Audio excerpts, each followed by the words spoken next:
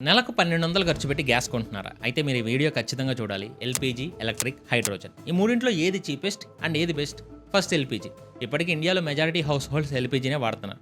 Present అయితే ఒక cylinder cost 900 నుంచి ఒక 1100 వరకు ఉంటుంది. ఒక మీడియం ఫ్యామిలీకి ఇది ఒక 25-30 డేస్ వస్తది.